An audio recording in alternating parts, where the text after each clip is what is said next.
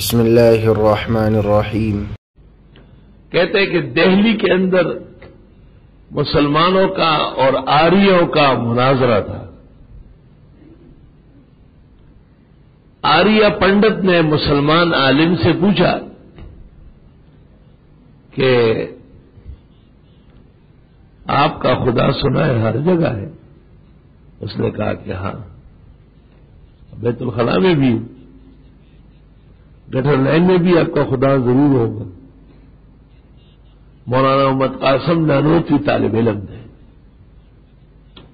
مجمع میں کھڑے تھے، یہ سنتے ہی فوراً درمیان میں آ گئے۔ بہت جدید تھے نا مولانا، بہت زیادہ۔ مولانا محمد قاسم تو روزانہ نہیں پیدا ہوتے۔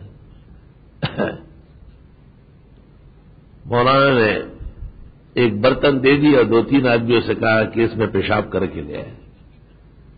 وہ برتن پیشاب سے بھر گیا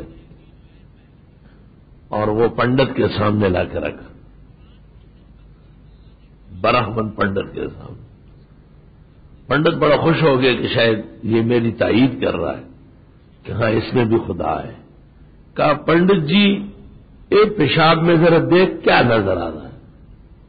پنڈت نے دیکھا، کہا اس میں تو میں نظر آ رہا ہوں۔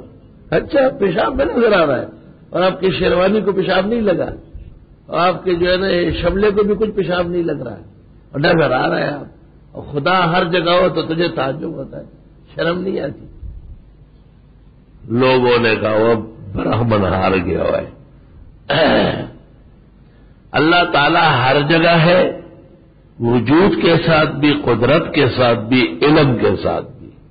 یہ مسئلہ آیات سے ثابت ہے، اور اس کے خلاف کی ضرورت نہیں ہے۔ خلاف کرنے والے پہلے قرآن پر ایمان بحال کریں۔ جزاک اللہ خیر۔ آگے زیادہ سے زیادہ شیئر کریں اور ہمارے چینل کو سبسکرائب کریں۔